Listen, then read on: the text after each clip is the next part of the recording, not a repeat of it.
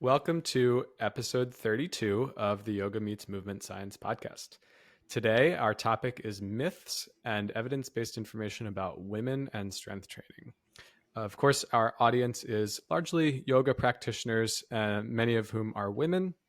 So, in addition, our audience also has some interest in strength because of Jenni and my work with Strength for Yoga. So, this conversation will be largely directed at women, but of course, men will still get a lot of out of the conversation as well. So, keep listening, men.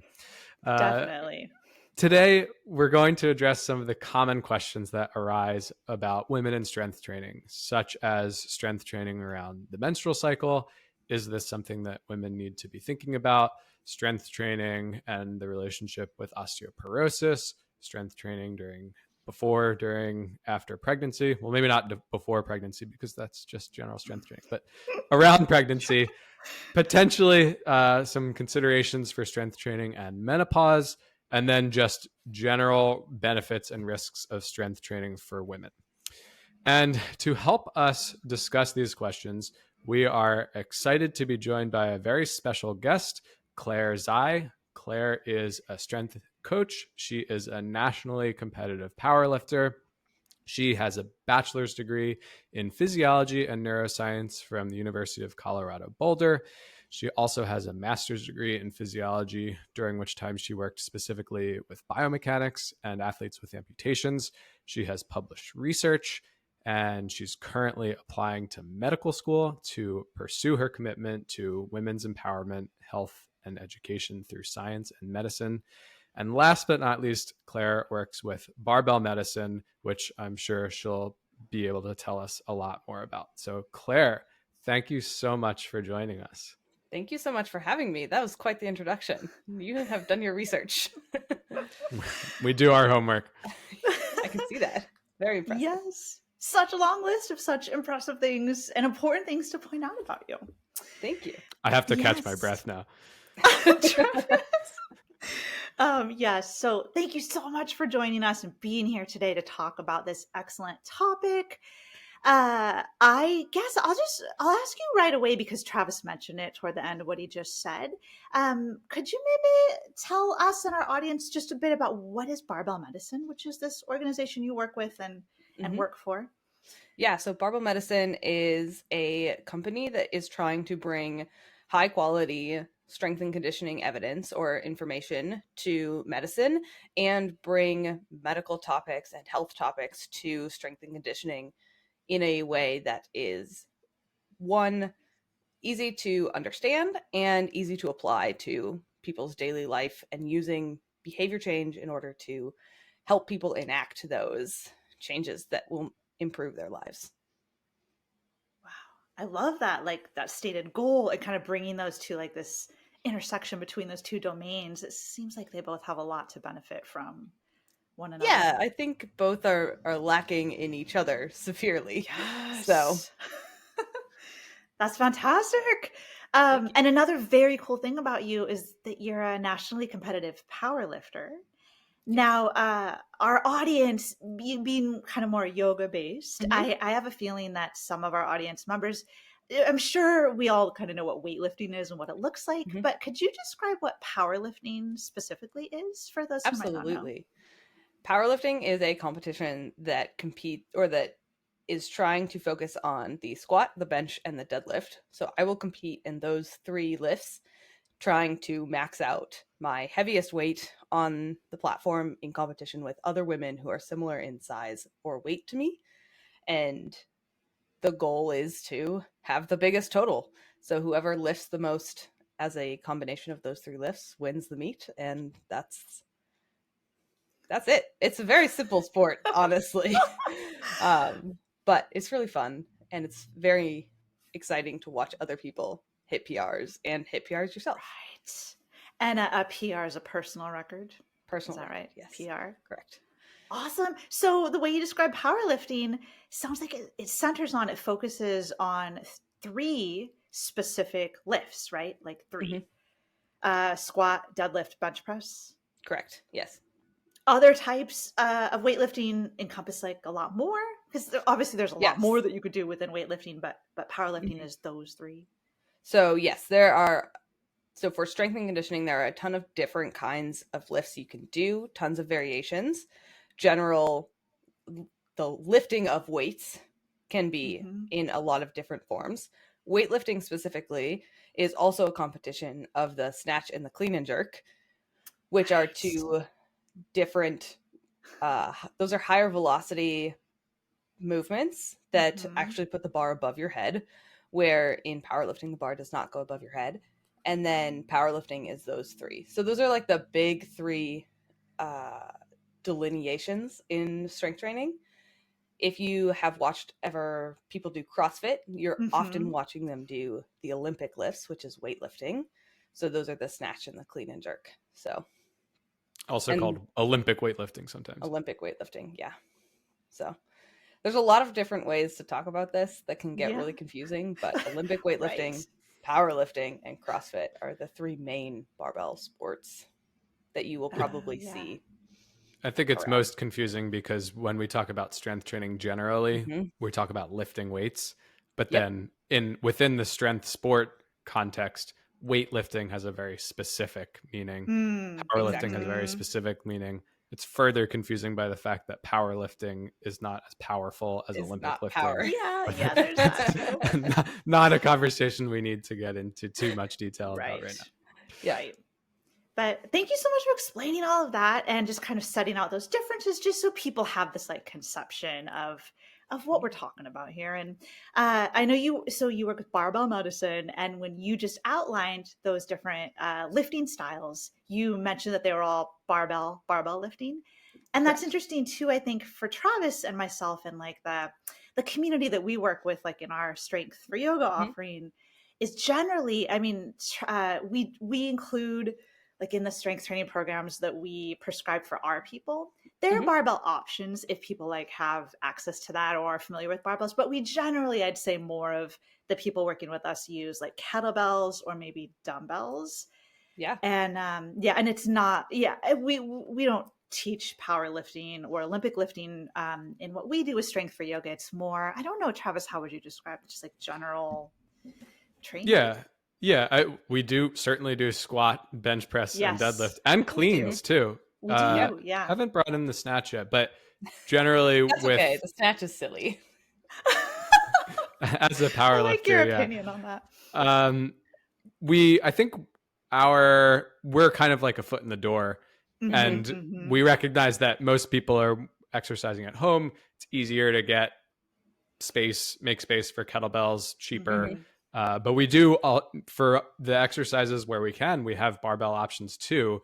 And a few of our members take advantage of that. They work up to their heaviest kettlebells or dumbbells at home, and then either they happen to have barbells at home or they have access to a gym. And that's kind of, that like makes me really excited when someone tells us like they progressed to the barbell, oftentimes starting with like the deadlift, maybe squats. So that's definitely like my bias, I guess, is for barbell training personally. So I love when people, maybe the foot in the door is through a different implement, but then ultimately because of the loading capacity or potential of those implements being somewhat limited, or just from a practical or feasibility standpoint, it's easier to hold more weight on a barbell. I love when people do get the gumption to then graduate. Maybe that's not the right word. Move on to that implement. Evolve. Yes. Yeah. I hate to make it like one levels is superior to the other. Move on is a good way to put it. I think that a 200-pound kettlebell is unwieldy. But I think there are absolutely reasons and uses for dumbbells and kettlebells, and you can live a full and complete life without ever using a barbell, and that's totally okay. Even though I work for a company called Barbell Medicine. I program all kinds of things that have nothing to do with barbells. So it's just the founder of the company really likes barbell work, and the subsequent people he has contracted on also really like barbell work. So most of us are powerlifters by trade. So thank you for saying that. Yeah, I think it's good to just kind of highlight that there's like a range or a spectrum, I guess, to how and what we can engage with when we take on a strength training practice. And I feel it's interesting for all of us to be here talking together, because I think Travis and I mean, Travis also has his own personal training clients separate from strength for yoga. So I'm just thinking our work in strength for yoga, but we're kind of more on the side of meeting yogis and yoga practitioners who kind of, for the most part, don't know anything about strength training. So we're kind of taking total newbies into strength. But you're kind of coming from this, you're a competitive power lifter and you work with Barbell Medicine. So I feel like you're kind of coming, I mean, I know I'm sure you work with beginners and everything too, and multiple levels, but where you sit mostly is in that kind of other side of the spectrum. Yeah, totally. And I would even argue that the beginners that I work with have more just like general knowledge about the gym. If you're coming to the company that I work for, if you're coming to Barbell Medicine, you're like, I know that I want to work with barbells. I've tried these other things. They maybe aren't for me. And you might be a beginner with the barbell, but you might not be a beginner in the gym. So there's lots of different kinds of ways to say beginner.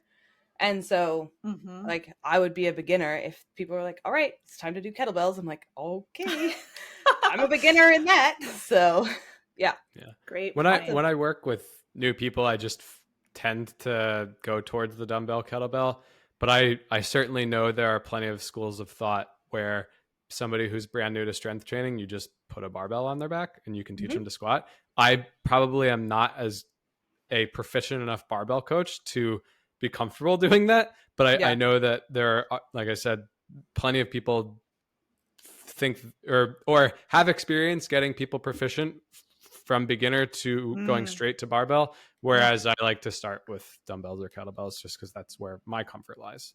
Yeah, and I think that there is stigma around the barbell that it is intimidating, and that's okay. Yeah. I struggle to get my mom to do the barbell lifts, and she's just more comfortable with dumbbells and kettlebells, and that's totally fine. There's nothing wrong with that. So right, because I feel like we are all on the same page about how important and beneficial strength and loading the body are, right? Like through whatever vehicle we're doing that through. And I know we're going to talk today about just some of the general benefits and potential risks for strength training, and specifically with like this focus on women. But we were kind of hoping that maybe we could start off this kind of women-focused conversation by diving into the topic of the menstrual cycle. Because I think we're probably all aware that there's a lot that's often said about women and strength training in the menstrual cycle, things that they should take into consideration, and maybe how they should strength train differently. And actually, Claire, before I let you go to talk about that, I did want to make sure, Travis and I just wanted to say, for this conversation in general, that we know that like gender and sex are very, very complex and major topics that to really dive into like in a thorough way, we don't have the time or the space in this podcast episode. But I guess just to be clear that for the most part, sex generally is seen as biology and like that biological distinction between men and women, which, we tend to treat as binary. It isn't necessarily so binary, even on a biological level, but that's just how our society views it.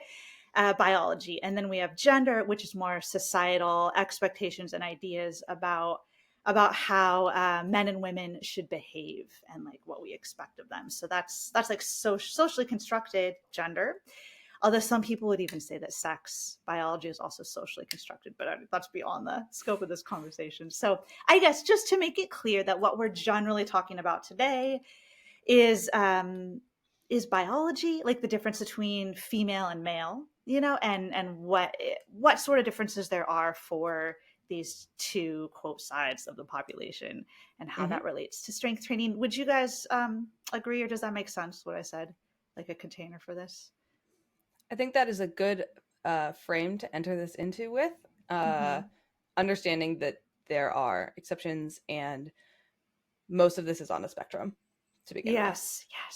Thank you for saying that. Yes. Yeah. It's all continuous, whether it's sex or gender, right?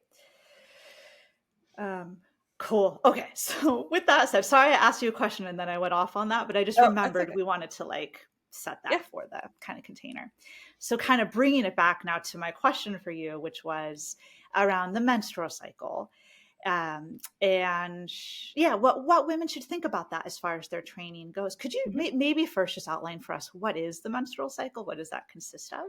Yes, of course. So scientifically, the menstrual cycle is the cycle that women go through to every month, or it's technically 14 to 31 days, 21 to 34 days. It's a big range of how long it can take you to go through your menstrual cycle. And it is often talked about in a 28-day cycle. And it is the increase or the cyclical fluctuations in hormones and physiologic parameters that are occurring in the body. And it starts typically or when we say it starts, or when we start to measure the menstrual cycle, it starts at when you start to bleed. So when you start to menstruate, at the beginning of your period, that is the day 0 of your menstrual cycle. And that is also the start of the follicular phase. So there's 2 phases in the menstrual cycle, the follicular phase and the luteal phase. And the follicular phase starts when you start to bleed and ends when you ovulate. On average, this is about 14 days. And then the luteal phase is after ovulation and up until you start to bleed. So that is also about 14 days. So this is how we get that average 28-day cycle, which ranges anywhere from 21 days to, I think it's 38 days. I'd need to double check that top end range, but it's a wide range of how long it takes a woman to finish a cycle, or an individual to finish a cycle. And so during the follicular phase, so starting at menstruation and going to ovulation, we have an increase in estrogen that is happening throughout that phase. It's kind of increasing slowly across those 14 days. And then right before ovulation, you have a spike in LH, which is the luteinizing hormone. And both of those drop off right as you ovulate. So you have a big spike right there. And then in the second half of the menstrual cycle, during the luteal phase, you have an increase in progesterone and estrogen, and they kind of rise similarly to what a hill would look like, and progesterone is higher than estrogen. And this will impact how we talk about the menstrual cycle later. So the main things I want people to remember going forward is we have 2 phases. We have the follicular phase and the luteal phase. And that luteal phase is characterized by high progesterone and high estrogen, with progesterone being higher. And the follicular phase is characterized by high estrogen right at the end of that phase. And we'll talk about why those are important as we go forward into strength training and kind of what that looks like in those considerations. Does that make sense so far? Is everything clear? Yes, that's okay. Thank you for outlining that. I have a feeling that many people don't know, that like even those delineations. That naming convention can be a little challenging. And to be clear, I have to look it up every time. I'm like, all right, hold on. I got to pull out my little chart so that I can remember which one's which, because it takes some time to learn it, and it's okay that you might not have it like right off the bat. So yeah, I feel like when I think back to learning about this, menstruation, the time of bleeding, and ovulation were kind of the 2 biggies that I learned about. For me, it wasn't until more recently that I learned about the actual follicular and the luteal phases as part of this whole grand cycle.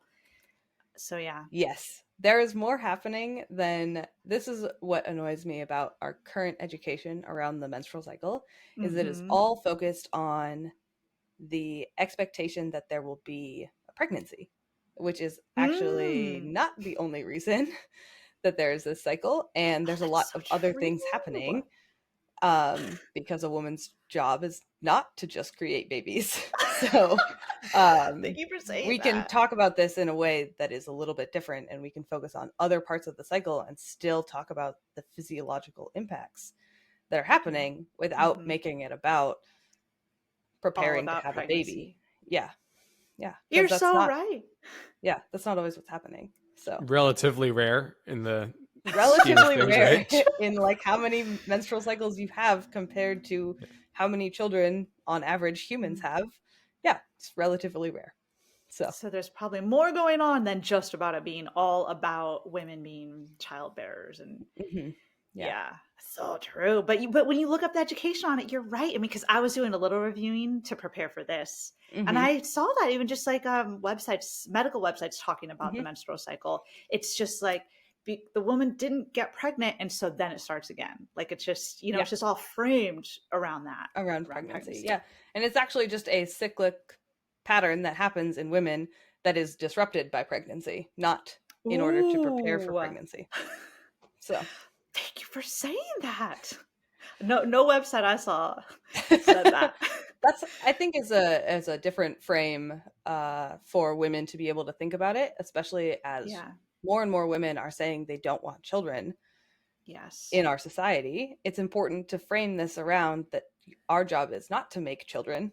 Our job is to contribute to society, and sometimes we also make children. So grow them in our tummies. Yes. Oh my gosh, yes. Thank you for saying that. Yeah. Okay, so in your description of the menstrual cycle, you mentioned a couple hormones, estrogen and progesterone. I think, progesterone. Yeah. Progesterone, sorry. First of all, are there any other hormones we should know about in there, or are those the two biggies? And then what effects do those have? Yes. So there are a lot of other hormones that are cyclically rising and falling during that period of time. For our discussion today, the most important are estrogen and progesterone. So we'll focus on those. LH and FSH are also part of the kind of pattern that is happening within the body to help increase and decrease or kind of control estrogen and progesterone and other physiologic processes. For strength training, we want to focus on estrogen and progesterone today because those are what we have the most evidence on and data on, and kind of we have the best hypotheses about how those impact training. So got it. Could you tell us a bit about what are the ideas around how those two impact training, strength training? Yes. So the current data that we have on the menstrual cycle indicates that estrogen is anabolic. It's an anabolic molecule, and so it helps us build or maintain muscle. And progesterone is more of a catabolic molecule. And so and what catabolic means? Catabolic means no, please do. Catabolic means the breaking down of tissue. So progesterone is going to kind of break down muscle or kind of promote the breakdown of muscle. It doesn't do it itself, but it promotes that process. And so because in the luteal phase, there is this rise in progesterone, there is a thought that we would be weaker during those last 2 weeks of our menstrual cycle, the 2 weeks before we start to bleed, where women would not be as strong. And so that's the hypothesis, because we know this about progesterone and we have this idea that this is what's going to happen. So that's what we're looking at. We're looking for changes in strength across the menstrual cycle. And when we start to play this out in rat studies or in very small muscular studies, we do see a difference, that there are strength changes across the cycle in women in these really small studies, in like really small motor units or really small muscles. So there are studies that look at like finger depression. So like if you have your hand on a table and you're trying to push your fingers into the table, specifically your pointer finger, there are strength differences across the menstrual cycle. But that's not how we typically train. And so when we're training, we're looking at like large compound movements across the whole body. And those differences that we see in the smaller studies and the smaller muscles do not seem to hold up in larger muscles across like larger studies as well. And part of the reason for this is that those changes in muscular strength are so small in comparison to general training fluctuations that they end up not mattering. So we see training fluctuations in all people. I'm sure most listeners have experienced this.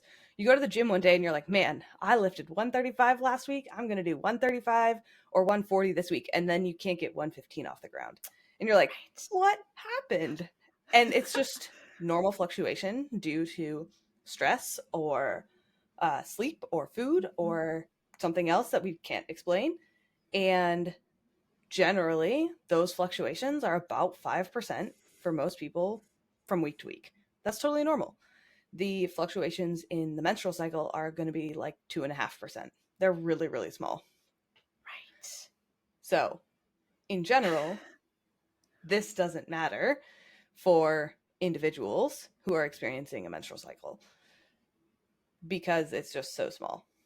So, that's like the big overarching thing that we see with the menstrual cycle is that there's this like, there is less of an interest in these like small muscle groups where it's really easy to study these things and more in actual outcomes that are happening in day-to-day life.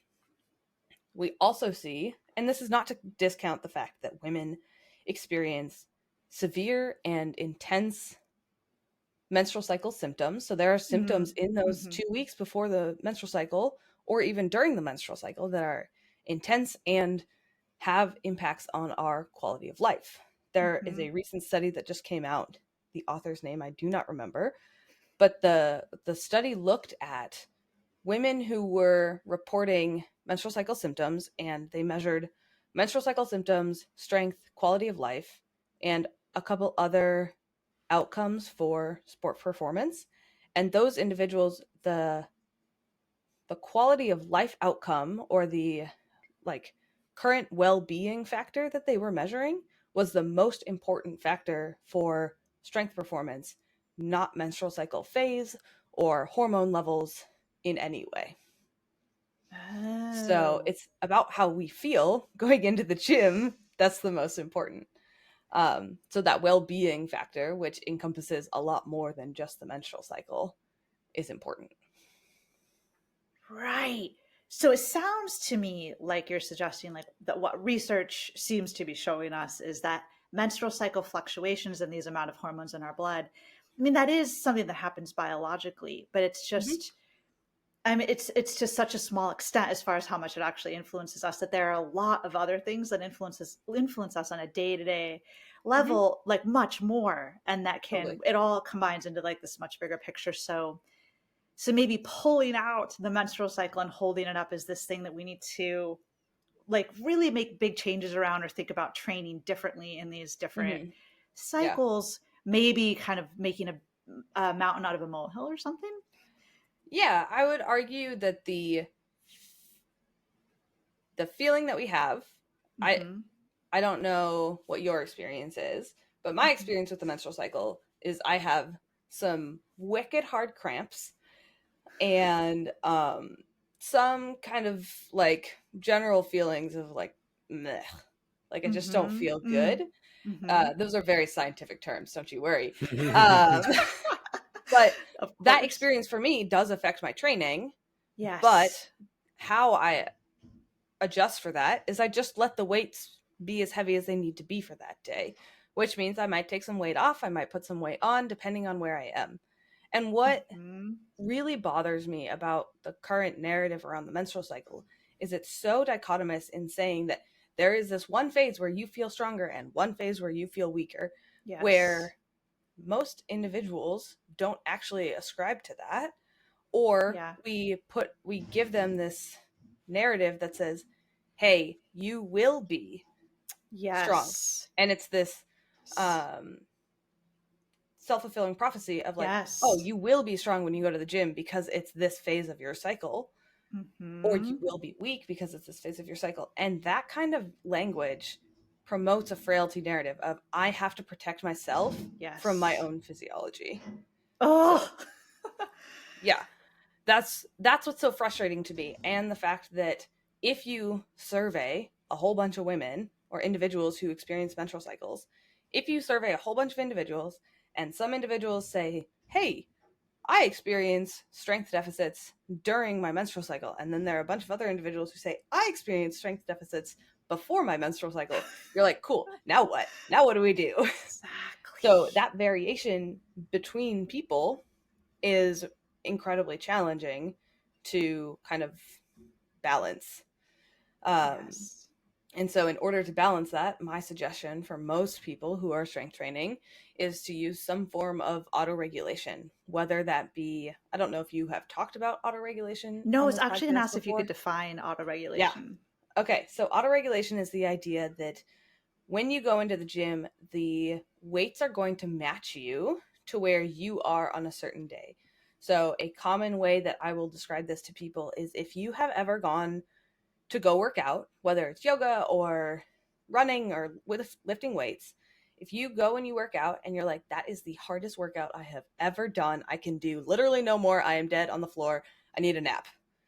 That is your RPE 10. That's autoregulation at its max, right? You maxed out your autoregulation for the day. Rating of perceived exertion. Rating RPE. of perceived Is exertion. RPE. Yes. Yeah. Yes.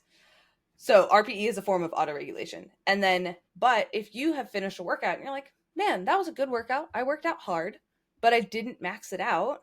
Your RPE is a little bit lower. Your exertion was a little bit lower, but you were picking the weights, and maybe those weights that you did on those 2 days, or the length of your run, or the intensity of your yoga practice was the same between those two, but one felt a lot harder than the other. Autoregulation is the idea that you would pick the workout that caps you at like where you want the hardness level that you want to be at. So in strength training, we work a lot at RPE 8 on a 1 to 10 scale. So we want to leave a little left in the tank. And so in relation to the menstrual cycle, the idea is that you're working to this level of hardness. We want to get to hard enough no matter what is happening in your life. So if you're sick, like let's say you wake up one day and you're like, I have the flu, but I work out at home so I can still train.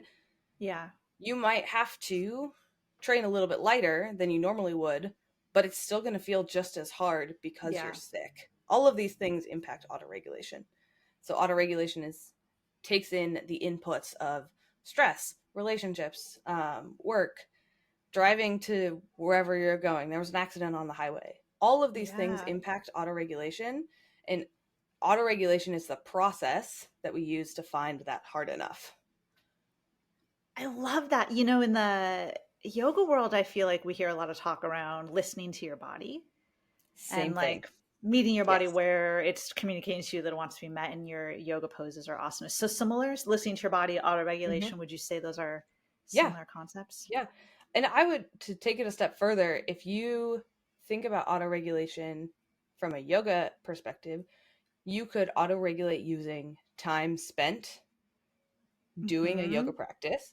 You can also autoregulate by making the poses harder. So if a pose is no longer challenging for you and you need to make it harder in order to continue to adapt to that practice, then I think about this in a very adaptive, like, I want to adapt to whatever I'm doing. So that might not be the goal of a yoga practice. Right. But if you have surpassed what you need in order to like get what you want out of your yoga practice, you're going to have to make it more challenging in some way. So same idea. I think that happens informally, or people are doing that all the time. They're not necessarily thinking, oh, I'm auto-regulating. They're thinking, what's the most, teacher offers many different variations. What's the most challenging variation for me that I can take today? Yes. And everybody knows that in their experience, some days that's different from other days. And whether it's because of all the factors that you mentioned, sleep, stress, nutrition, life, or the menstrual cycle, or menstrual cramps, or discomfort, or perception whatever of what they've heard about what they should be experiencing during the menstrual cycle. Yeah, that's right. Yeah, because well, it sounds like if people use more of an autoregulation framework, they would just naturally adapt their movement practice to just kind of meet them where they're at, regardless of where, like on a calendar or in a schedule, they are in their menstrual cycle. Because as you suggested, everyone's different. Like there's a lot of variability. But like what I noticed when I was looking into this a little bit to see what recommendations there are out just like on Google for women and strength training and the menstrual cycle. Actually, maybe you can tell us like what's generally, actually, yeah, why don't you share with us What are the Yeah. general recommendations that we As hear? Claire scrunches her face. I know, right. Yeah. So a common recommendation that I Mhm. see is promoting this fragility narrative of that during Yeah. a certain phase, you must be more careful with your Yes. body. So during 2 weeks, and I'm assuming that people have a 2 week cycle. Mhm. So during that 2 week cycle, or sorry, 28-day cycle, so a 2 week half cycle, Mhm. you must be very careful with your body, and therefore you can only do yoga and you cannot strength train. And during the other Yes. 2 phases of your or other 2 weeks of your menstrual cycle, you can strength train. And I'm like, that is a practice that for women who are already underloaded, women as a gender Mm. class are Yes. underloaded in our society. We are not encouraged to strength train. We are not encouraged to be rough and be as active as our male counterparts. To instruct women to reduce their physical activity is not only irresponsible, but actually harmful to women Yes. who are trying to maintain high levels of independence, because physical activity leads to independence. It has a ton of health benefits for health markers and can improve general quality of life overall. And if women are trying Mhm. to achieve this and we tell them, oh, every 2 weeks, actually, you are too fragile to be able to do this, is just wrong.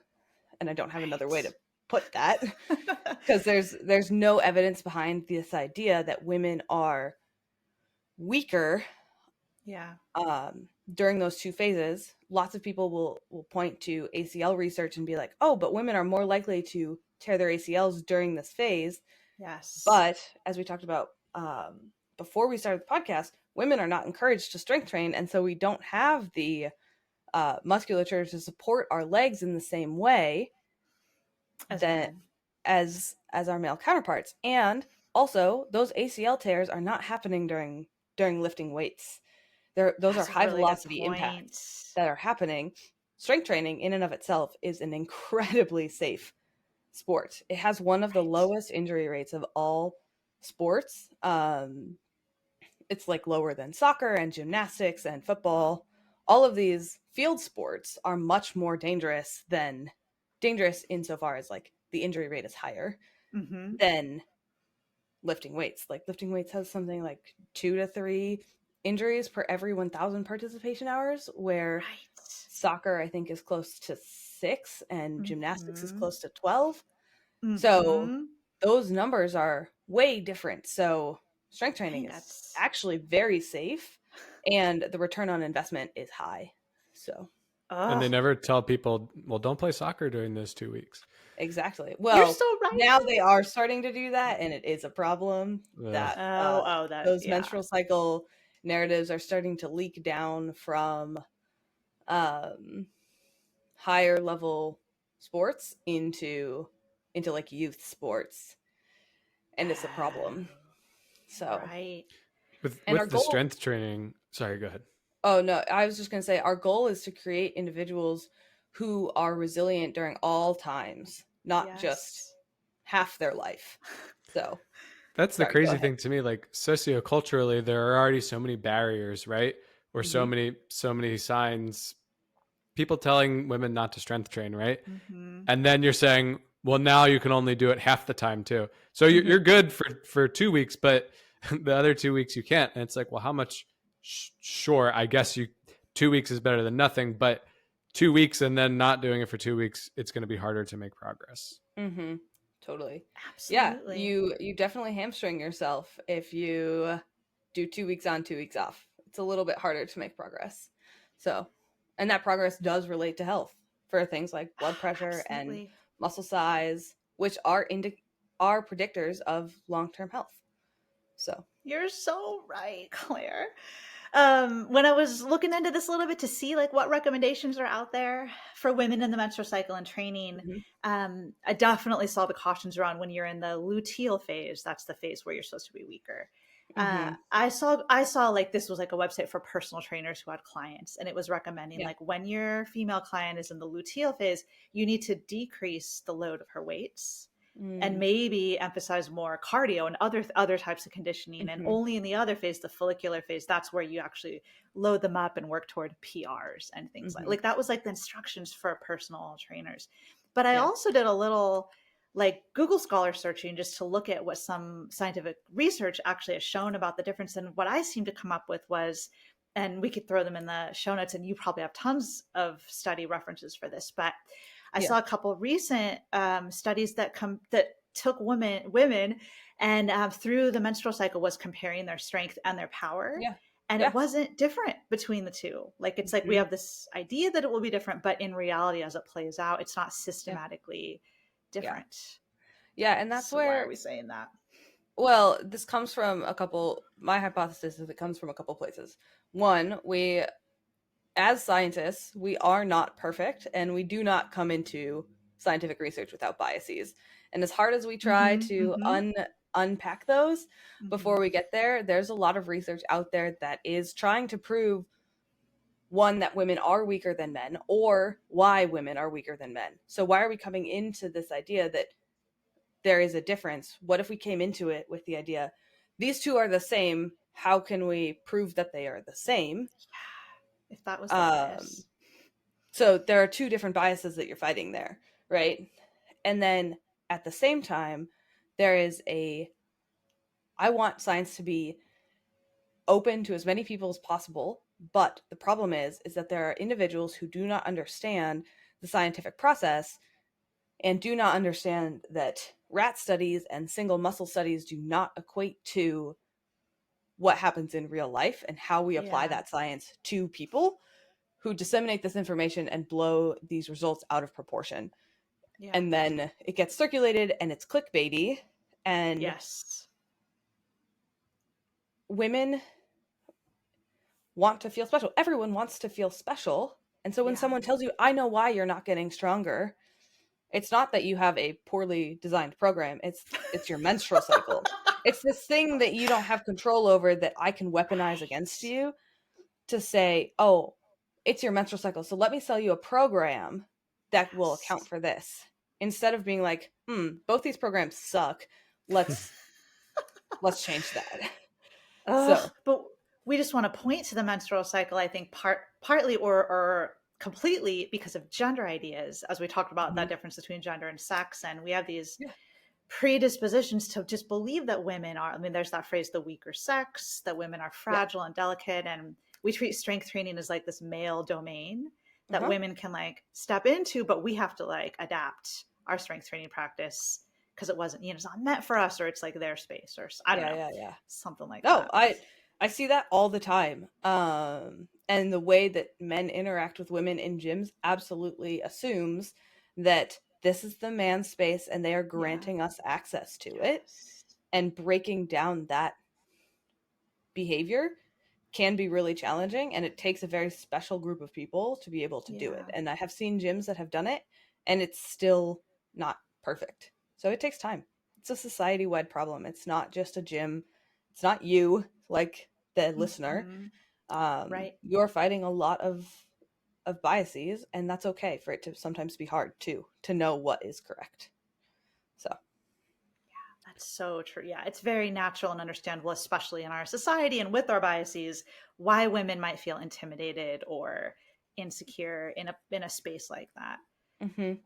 But people ask me all the time if I think women only gyms are a good thing, and I'm like, absolutely. Create that safe space for women to feel like they can go and train without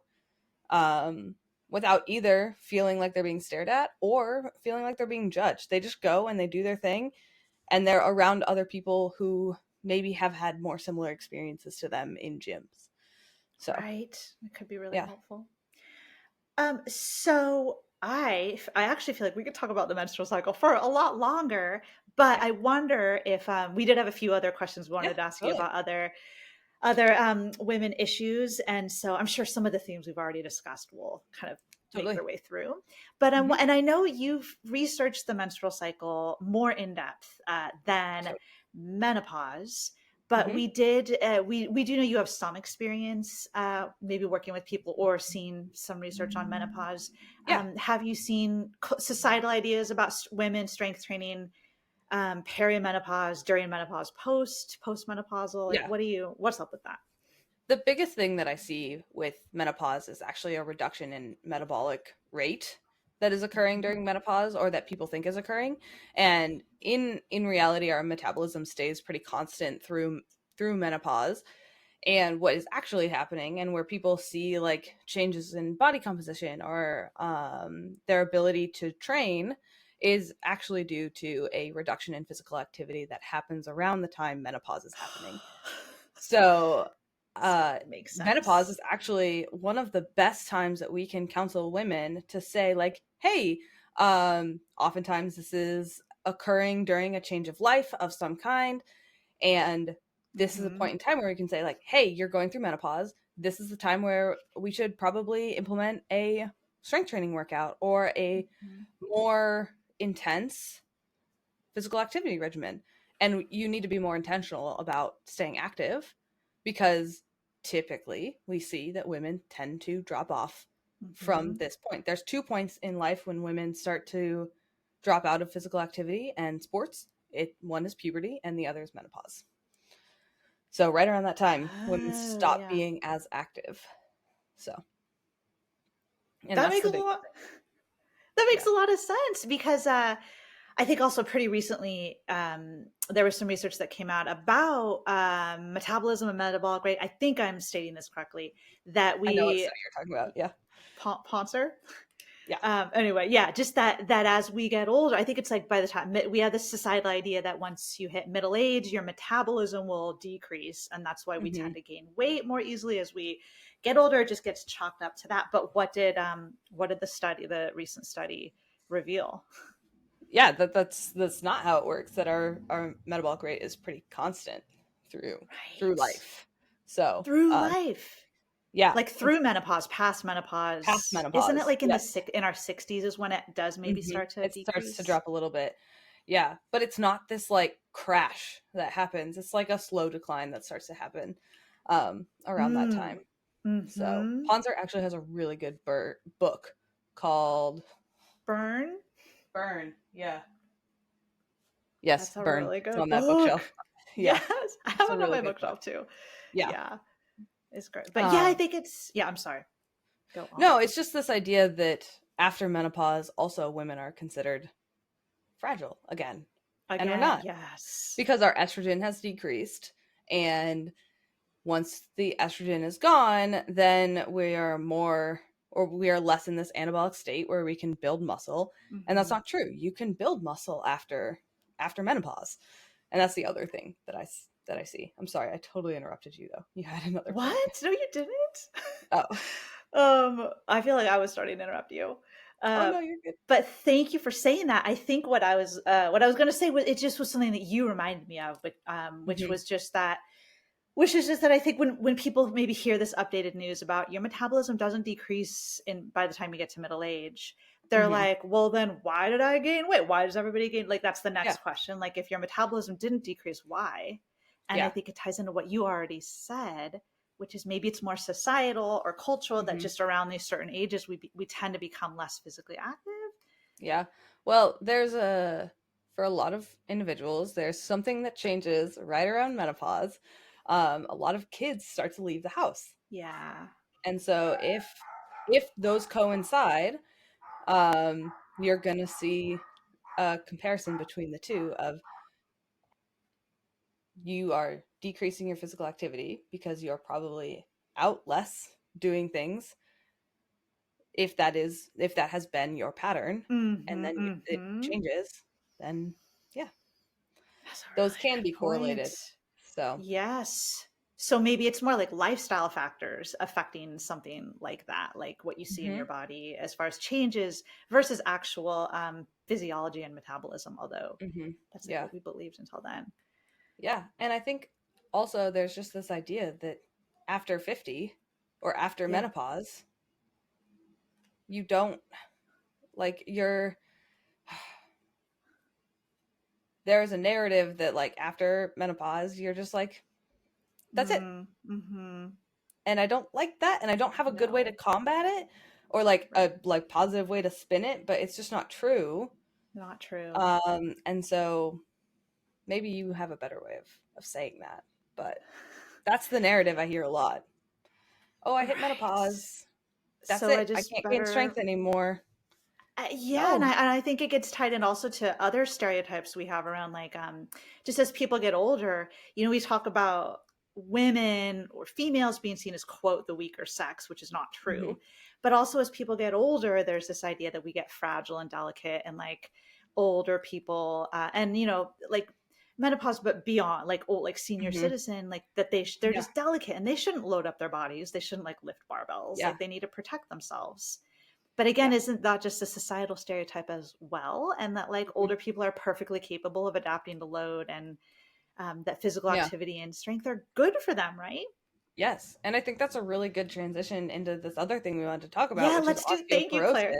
Yes. Which is osteoporosis, yes. Osteoporosis is, by definition, the loss of bone tissue that ends up resulting in actually fragile bones that will break under impact, that are probably less than what most people can endure. So those would be like breaks after falling from a standing position and non-traumatic injuries like that. But why strength training is so important for osteoporosis and osteopenia, which osteopenia is the reduction in muscle tissue that occurs over time. And do you mean sarcopenia?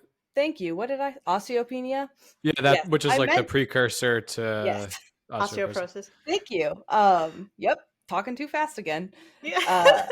Sometimes get them confused too, so it's like I might be saying the wrong thing right here. I'm sure people do not know what sarcopenia is either. Many people don't, so I'm glad you're defining it. So sarcopenia, not osteopenia. Sarcopenia is the reduction in muscle tissue that occurs.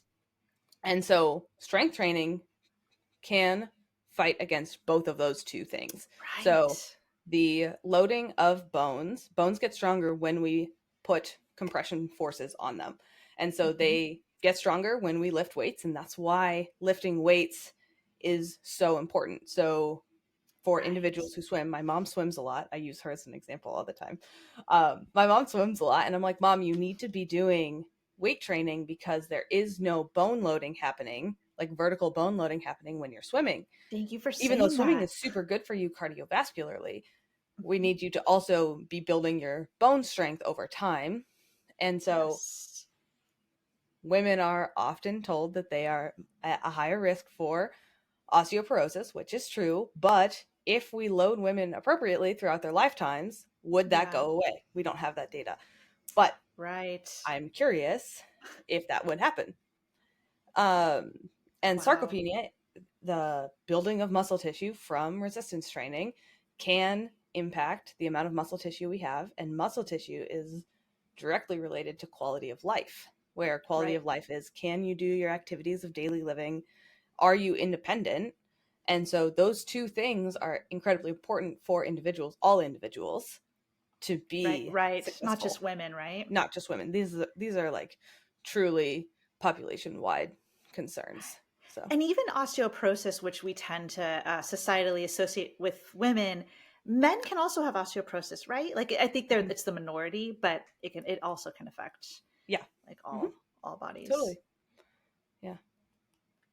It's really interesting. I the way you're describing that, we don't have the research to show, but just it would be interesting if on a more wide societal level, women were encouraged to strengthen throughout the life course. I wonder if, just like you said, if later in life we wouldn't have osteoporosis as just this not solely, but mostly female condition that we tend to associate. Like maybe it would be more equal, because I think men are more encouraged to strengthen. Maybe they tend to load their bodies more throughout their lives. Maybe that's partly why it's men are the minority when it comes to osteoporosis. I don't know. But yeah. And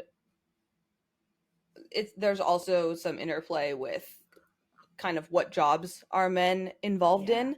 Men are probably more active in their jobs as well, which can kind of hide some of these strength training impacts as well. Yeah, that's a good That point. that women might not be as active in their jobs, and so that building of muscle and bone tissue just doesn't happen for them the same way it does for men on like a population-wide scale. So again, I don't have data for this, Yeah, but these are my theory. hypotheses around like if we changed our society a little bit, how would this affect health outcomes in the future? Right. This has made me think. Speaking of osteoporosis, and you've clearly stated that strength training, resistance training, can be really helpful for increasing bone strength and helping to prevent or improve osteoporosis conditions. My question then, so this is, we're a yoga podcast. We're kind of in we are in the yoga world. I'm not sure if you're familiar with this, Claire. I'm thinking you're probably not. But in the yoga world, there is a widespread belief that a yoga practice is a good practice for treating osteoporosis and preventing osteoporosis. And there's like a book that I think is called Yoga for Osteoporosis, and there's like a program, Yoga for Osteoporosis, and it's like 12 yoga poses. One of them is like lying on your back with it's like a supine straight leg, one leg up stretch kind of thing. So I'm wondering what you think. I know I haven't given you like the total details, but what do you think about like just what you know of yoga as a body weight mat-based practice? Do you think a typical yoga practice as we see it practiced in the West is a good practice for specifically targeting bone strength? What do you think? Knowing what you know about biomechanics and loading the body and Yeah. That's such a good question. I think that the loading rate or the peak ground reaction force that is happening during yoga is not high enough to initiate a lot of adaptation within the bone. And so in order to get that, that's why running increases bone density, is because the ground reaction forces are 2 times higher than body weight and or body mass. And then same with weightlifting, the reaction forces, or the force being applied to the ground, which is a ground reaction force, the force being applied to the ground by the body and the amount of force that the body has to dissipate is going to be higher than what is applied just by the body. And so if you think about strength training as well, as bones don't just support us, they also are the structure for which our muscles pull on. When we start to strength train and we have our muscles pulling on our bones in other directions, there is also stress that is creating strength in the bones as they're being pulled on as well. Right. So lots of different things that are happening within strength training that I don't think yoga hits at a high enough level. Where I do think yoga is really important is it is a great increase, or it's a great way to get more physical activity if that is something that you enjoy.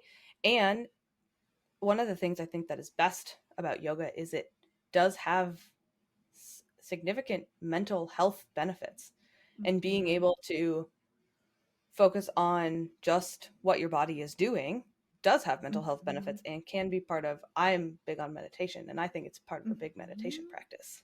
So do you think that, go ahead. Nope, go ahead. Do you think that if a person is sedentary and has been for quite some time, is it better than nothing? Yes. If they're not better. going to do strength training, running, Yeah. some of these other higher impact things, can you build some bone density? Yeah. Especially depending on how you do it, right? If you're progressing to a pretty challenging practice, arm balances, handstands, those sorts of things.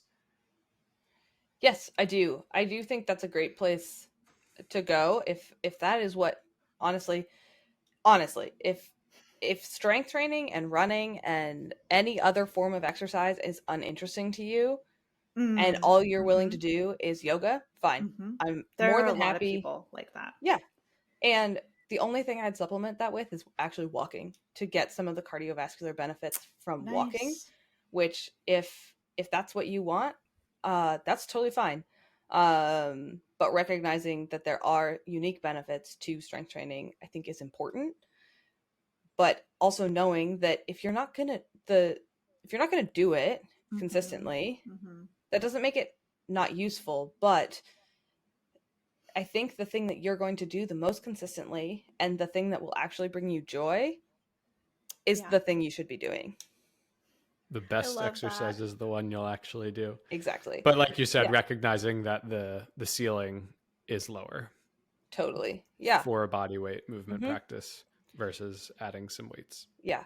And at that point, I would even encourage individuals to try and find something else about strength training or some kind of strength training that they do find fun, even if you do it once a week for 20 minutes. Yeah. That's better than not doing it at all. And so wherever you can, literally wherever you can fit it in, like however you can make it a little bit part of your life, that's better than nothing. So shout out to our 20-minute workouts. We released a product a couple months ago that are kind of in that vein. Yeah, it's like 20-minute strength workouts. Yeah, which like if compare, I mean, they're excellent in and of themselves, but yeah, it's like compared to not strength training at all, doing 20 minutes, even if it's once a week, should be beneficial, right? Yeah. So the World Health Organization suggests 2 times of strength training per week. They do not give a time limit on that or an intensity limit or anything else other than you should do it twice a week. Major muscle groups is what they major muscle groups. Of all major, right.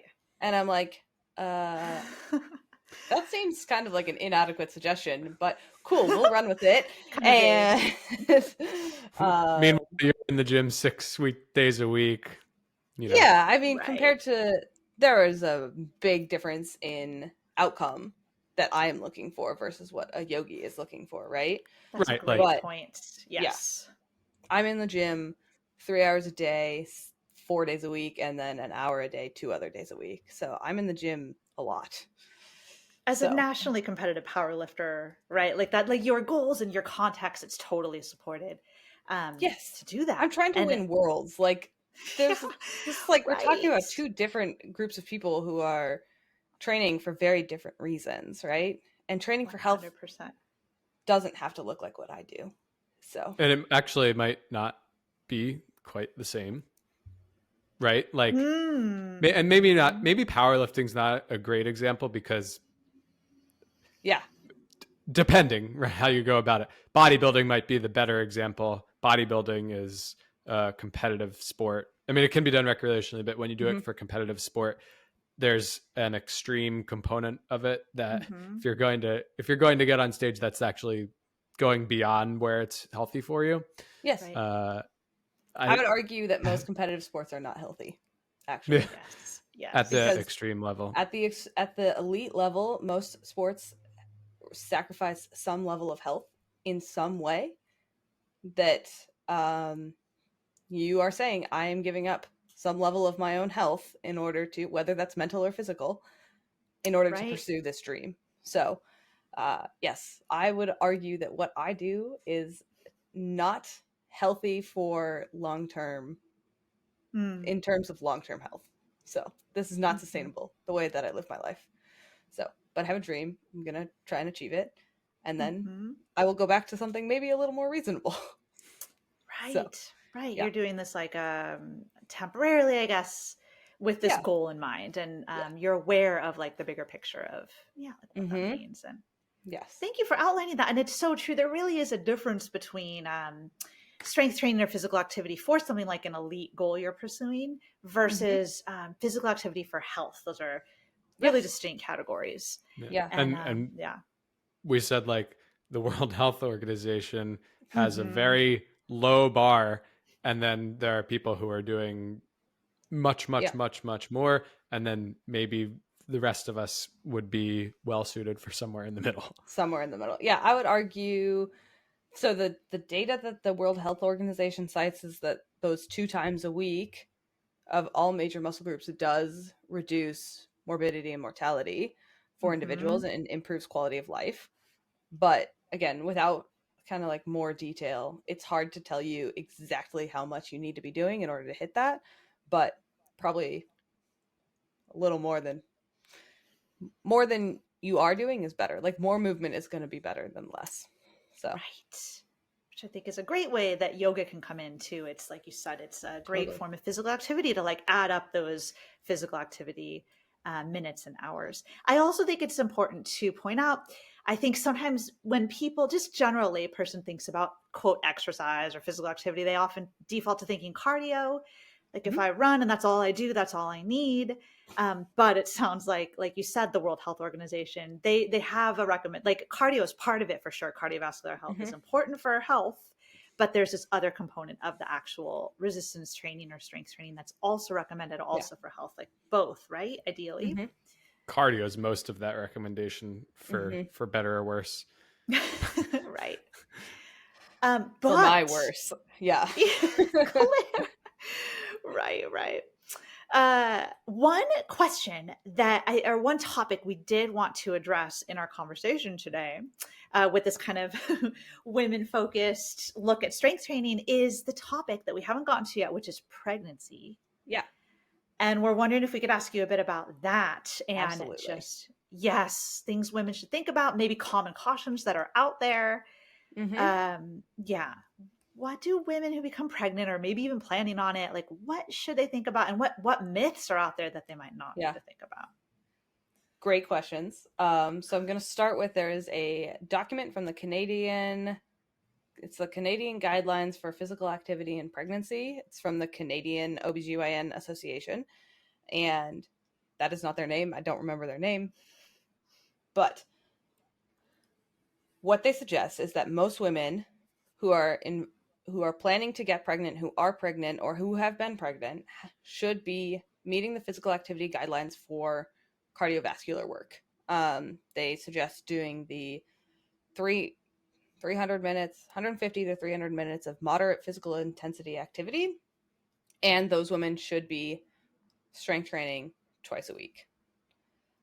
We don't have any evidence that strength training is harmful to either the individual carrying the baby or the baby itself. And actually, individuals who are physically active have better outcomes for both the individual carrying the baby and the baby itself.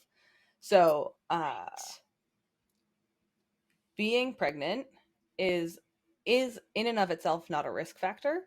There are risk factors within pregnancy that your OBGYN can identify and say it is actually not safe for you to do this kind of activity.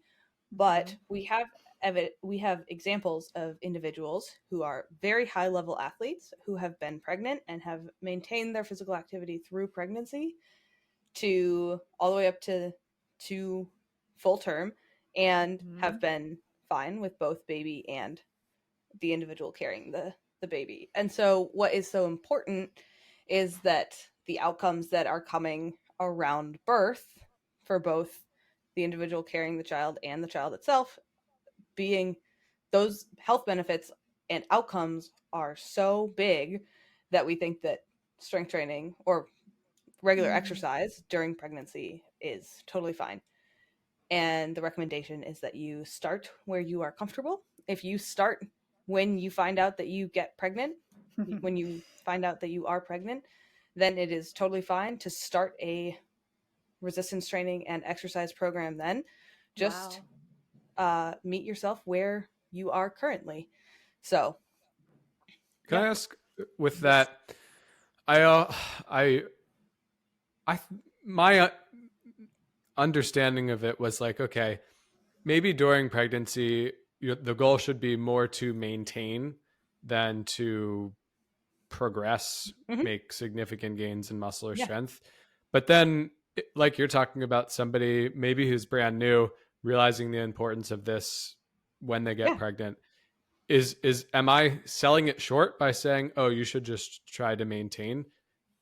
Obviously it's individual dependent. Depends what their baseline level of function is, but how do you kind of talk about that, think about that? Totally. I agree that for most individuals, the focus will shift from for the individuals I work with, the focus shifts from I'm trying to get as strong as possible to I want to maintain a healthy lifestyle throughout these 10 months of pregnancy.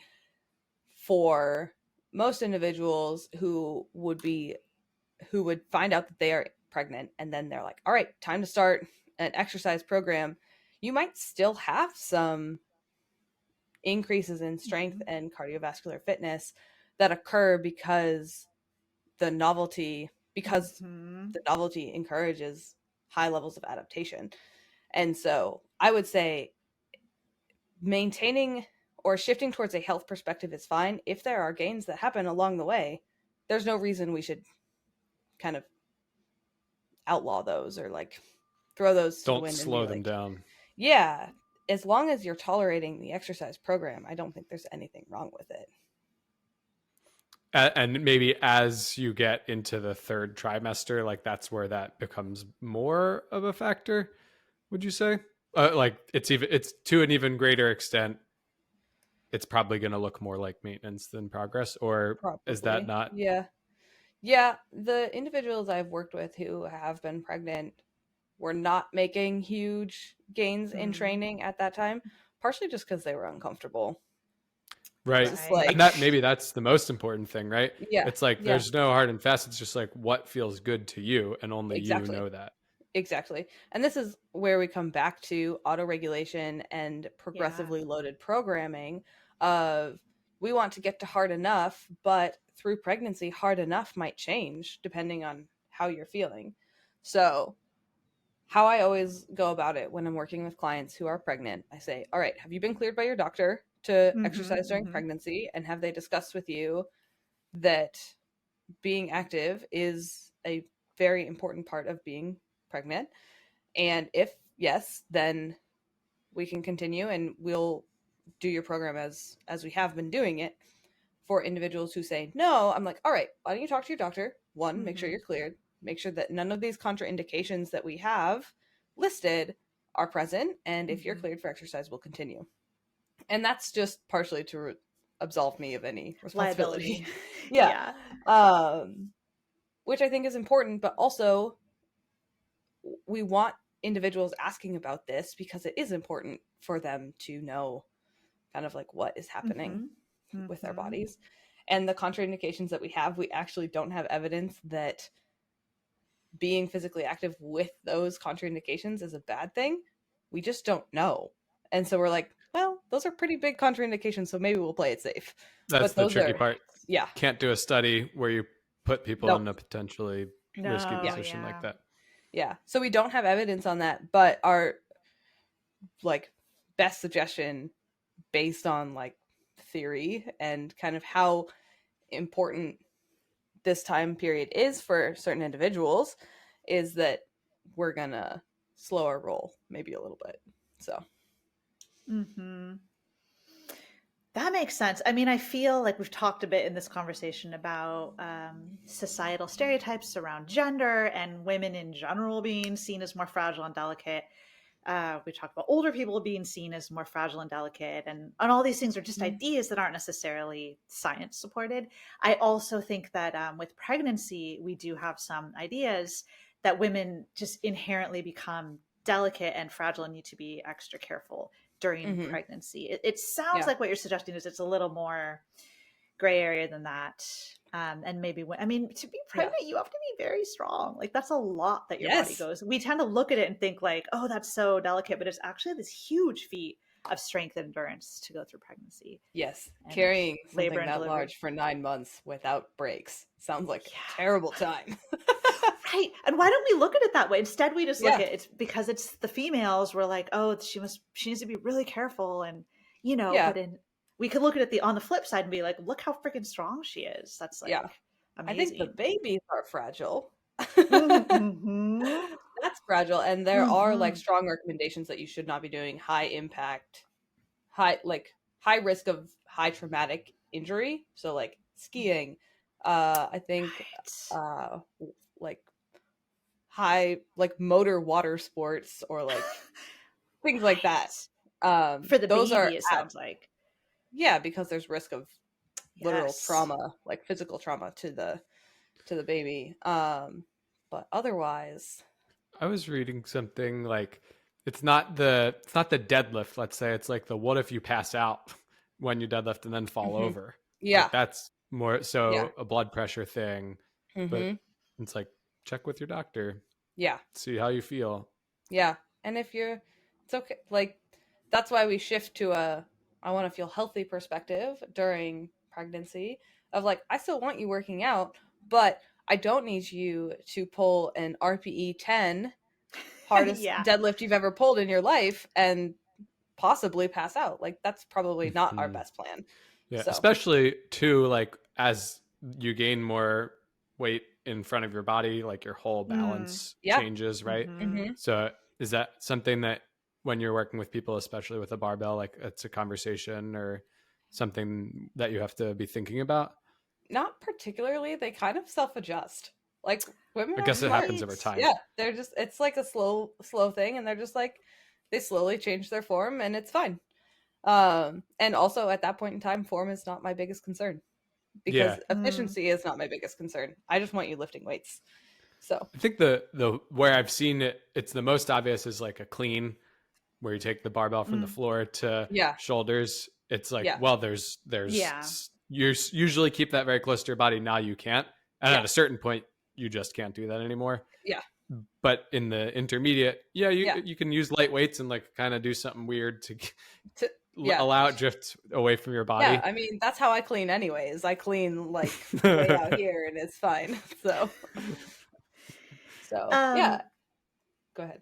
Talking about pregnancy and increasing the size of the belly is just making me think about increasing size in general, and something that we had wanted to ask you about today, Claire, which was, and I think this is particularly relevant for women, but there is their ideas about the connection between strength training and like building bigger muscles and that Mm-hmm. changing like the way the Mm-hmm. body looks. And I know there's a bunch layered on top of that, like Yeah. again, gender stereotypes that being small for women, because we need to be delicate and like weak and small, like that's this ideal, and that Mm-hmm. we don't want to get big or whatever. But Yeah. kind of, I don't know, just knowing that that's out there, I'm Mhm. wondering like what sometimes women are held back from the idea of strength training because they're afraid to, and I don't like Yeah. this term, but I'm sure we're all familiar with it, the quote, get bulky or whatever. Yeah. They don't Yeah. want to change from their societal standards. What do you think about such claims, such fears? Yeah, I guess I'll just ask that. I think that fear is totally founded or like is a well-founded fear and is totally reasonable actually. So the idea that you don't want to get bulky or you don't want to not fulfill your societal standard of being smaller, being smaller is heavily rewarded in our society, and fitting into your stereotype is rewarded. And so not wanting to break out of that because there are social and emotional costs that come with that, as someone who breaks that stereotype, I recognize that it is a choice that women make in order to break that stereotype. And while I understand that fear, I want to dispel the idea that just strength training will create a bodybuilder style body. Like when we think about bulky, we think women who are on, well, people think about women who are my size. I have very visible muscle definition, but it's taken me a very long time to build that. And I want women to feel comfortable in their bodies. So not only do I understand where you're coming from, I get that desire. Like, I get that desire. I want to feel comfortable in my body too. And so I always will counsel women. I'm like, let's talk about how much time and energy it would take in order to get to that point. It would take a lot of time and energy. And if you want to get there, we can. But if we are trying to focus on health, doing this twice a week is probably not going to be enough stimulus to get you there. If at any point you start to feel uncomfortable, we'll change your program in order to get you back to where you want to be. So a lot of women want that toned look. That's what I hear a lot. They want to be toned, and toned Long is and actually lean. long and lean. So toned is having muscle definition without having a ton of muscle, right? And so in order to get that definition, you have to actually build some muscle so that it shows through your skin. And in order to get bulky, I will often try and ask individuals, all right, at what point, like, do you have a point where you're like, I'm too bulky? Do you know what that would look like for you? And also, and if so, let's not go there. right? Also, there are ways to strength train that are more for health instead of hypertrophy, that we can focus Yes. on you just enjoying strength training and getting the health benefits out of it. And we don't have to do this more hypertrophy focused muscle, like width or muscle growth as much. There are different ways to do this. But I want women to understand that I get where you're coming from. It's not a bad Mhm. thing to say, I don't want to be bulky, because there are costs for breaking that Mm. stereotype. So, Mhm. and so I see it a lot online where powerlifters are like, it's not a bad thing to be bulky. And I'm like, well, actually, let's reevaluate Right. that. Right. We have How to our world accept we're works. in this. Yeah. Yeah. Yeah. There's a little more nuance to like Yeah. how we interact with society. And it's a privilege to be able to go out into the world and not have to worry about breaking your stereotype. Mhm. But like you mentioned, you don't just pick up a weight and Yes. suddenly look like the Hulk. No, no. But if you do, Right. if that happens to you, like you said, there might be some ways where you could tweak. Yeah. And if that happens And to you, maybe we should get you into powerlifting, because you might be a really good competitor. Because there's Maybe a we're genetic talking about like world's level competitor. So, could you share some of the strategies that you use if someone is wanting not to gain significant muscle mass? What yeah. sorts of things would you tweak? Yeah, so I would stay like further away from failure. So we're talking about RPE again. So I would stay further away from like RPE nines. And in reality, I would, if someone is training 4 days a week and they're like, this is too much, I'm getting too big, I'd be like, all right, let's take it down to 3 days. Like, there's Mhm. no reason, like, we think volume is a great predictor of strength and hypertrophy, so we'll take it down a little bit, and that's okay. Right. Yeah. Would you So lower rep ranges to also reduce volume? yeah, Like focus more sure. on strength, Mm-hmm. which is necessarily have to rest longer. You're going to do Yeah. lower volume, fewer reps. Yes, I do think that at a certain point, even lower reps, if they are higher RPE, are going to Right. still contribute Yeah. to that hypertrophy. And it is very rare that I have a woman come to me and be like, "This is too much." Yeah. Most of them are like, Oh, "This is right. amazing. I want to get stronger." Right. Yeah. So, and all of a sudden, aesthetics matter less. And that's the other thing. Like, once women Mhm. start to get into this, individuals start to get into this, they're like, "Oh, wait, being strong is so much cooler than being anything else, and I just want to be strong." So, I love that. Like they maybe have a transformation as they take on the practice and change their ideas about. yeah. Well, Yeah. yeah, because it goes from, all right, I'm lifting in the gym, and then you tell them how much is on the bar, and they're like, what? I can lift that? And then Right. they start doing equations to figure out, all right, what in my life weighs that much? And they're like, I can lift 3 of my Yes. kids. And I'm like, great. And they're Yes. like, I can lift my husband. And I'm like, awesome. Like, keep going. Or like bags So of dog food, or like the absolutely. functionality that comes out of being strong, and that quality of life and independence that comes from being strong Oh, is so great that women are like, oh yeah, I don't care if I have muscle definition. Actually, I want it, because then other people know that I also can lift bags of dog food. right. And they're not going to mess with you or something like that. Yeah, there is actually research showing that they did like a research study on prisoners, and the prisoners were the subjects, and they were asking them like how they pick individuals that they would either abduct or it's kind of a sad study, but they were like Oh, individuals who didn't look strong, or individuals strong. who I thought would put up a fight. They're like, I'm not going to pick those people. So Right. The ones who seem um weaker or vulnerable or something. mhm.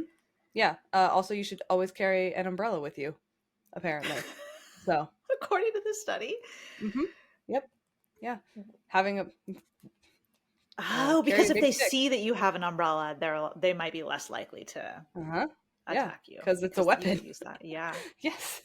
It also prevents it from raining. So Yes, that's also a very good a good skill. Oh my Um, gosh. yeah, that's why we don't carry umbrellas in Seattle. So it's always raining, and so no one is allowed to carry umbrellas. Right. So that we get enough People rain. just like Yeah. go out there and get wet. That's awesome. It doesn't rain that hard, so it's not a problem. Yeah. It's just kind of a mist. But yes, I like that analogy. Me too. And thank you for just kind of explaining and laying out how there's more nuance for sure to the whole conversation and potential concern that people may have with that women may have with that connection between strength training and the aesthetic look of their muscles changing. But it's not just simple black and white. No. Unfortunately, it's kind of complicated. Like there's a whole science behind like how to really optimally really build muscle, right? Like hypertrophy. Yeah, and you also have to be eating enough, and it has to be a lot of protein, and you have such a good point. Yeah, so just picking up some weights a couple times a week isn't necessarily going to, make this drastic change if that's all you're doing. No, and I would argue that even if you do start to see changes, you're gonna think they're positive changes because you've worked hard for them. You work hard in the gym, and the changes that come from it, most people enjoy. So, yeah, totally agree.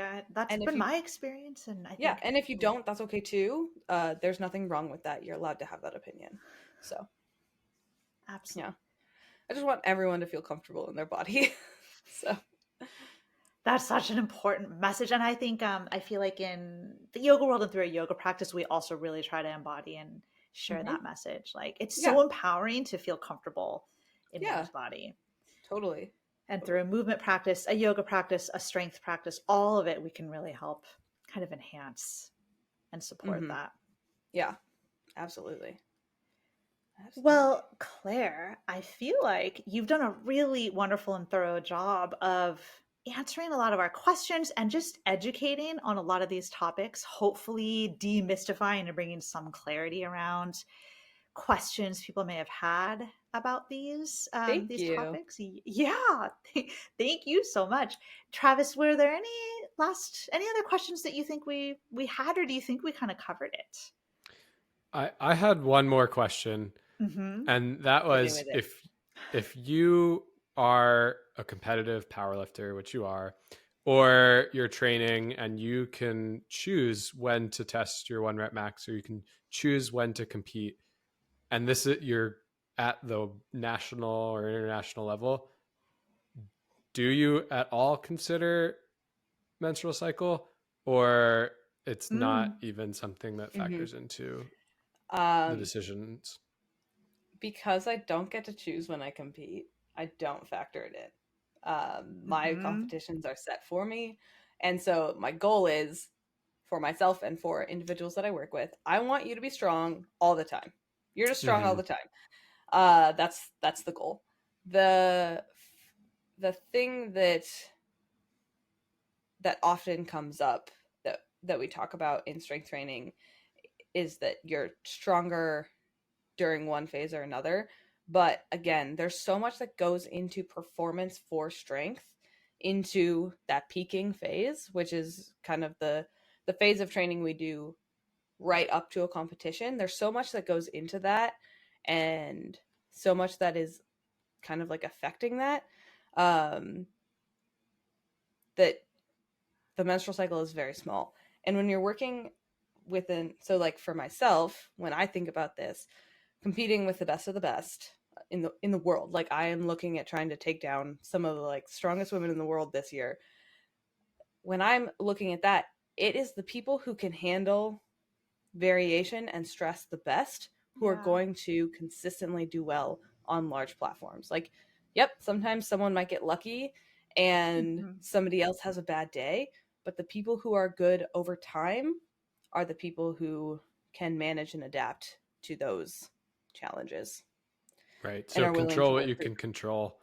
And most of those things are playing a larger role than menstrual cycle. Yeah. So totally. If you can optimize those things, like you said, with the peaking, then like even if you are not hormonally at your best, you've created an environment where that doesn't matter because that's Yeah. you know, You're A strong small anyways. detail. yeah, a Yeah. couple pounds and you have a buffer. Mm-hmm. Yeah. Yeah. You're just strong regardless. And there are going to be times where it comes down to a pound either way. And at that point, you don't know what is really The affecting it. factor. Yeah. Yeah. And you Stress, can't lack of sleep, like so many yeah. things Yeah. affect your Nutrition. ability to. Yeah. Yeah. And also in powerlifting, you can't control the other person. You have no impact on their ability during a meet because of the way it's not like contact sports where you're like playing defense. You don't play defense in powerlifting. Right. It's all offense. And for individuals who are doing that, it's like you have to go out there and put on your best show. And Yeah. maybe that day the other person had a better show. And that's just how it works. So, Yeah, for so It's many part of reasons. it. yeah. Thank you for speaking to that. That was a really good question, Yeah. Travis. Glad you That asked was- that. Yeah, and I was just wondering, Yeah. because I've competed at a high level in swimming and Mhm. have peers who have too, and I always Yeah. wondered, like, is that how does that factor in?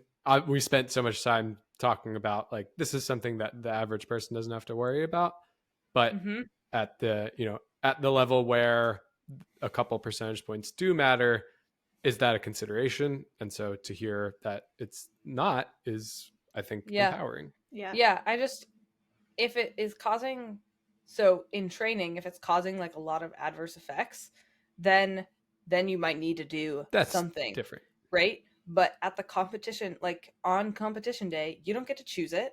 And the Yeah. other Mhm. thing is that there is variability between cycles within one woman or within one True. individual. Mm. So like you're like, all right, I'm going to plan this competition 6 months away so that I am in the correct phase.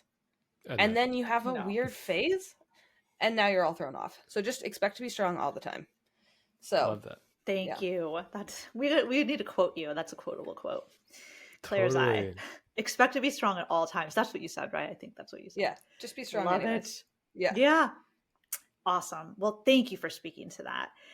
Yeah. And yeah, so I guess just in kind of wrapping up this excellent educational conversation that both women and men, really anybody in a body could benefit from. This was all such important and helpful information for everybody, especially like breaking down some of these ideas that gender stereotypes get mapped onto how we see women's and men's bodies. But anyway, with all of that said, Claire, for our listeners who are super inspired and want to follow your work and connect with you, where can they find you? And we will put links to all of this and maybe more in the show notes. But if you want to tell people.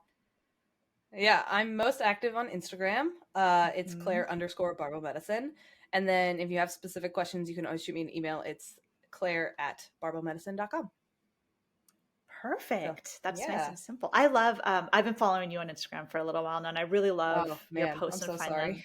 What? No, they are great. You're awesome. Also, yeah, they're your amazing. graphic design skills are like on point. Thank you. I love the love like art. your stories and everything is the Mhm. information is obviously top notch, as anybody from our who's listening to this knows, but you match the art Thank you. to the info, and it's such a pleasure to be able to consume your content. Thank you. Thank you.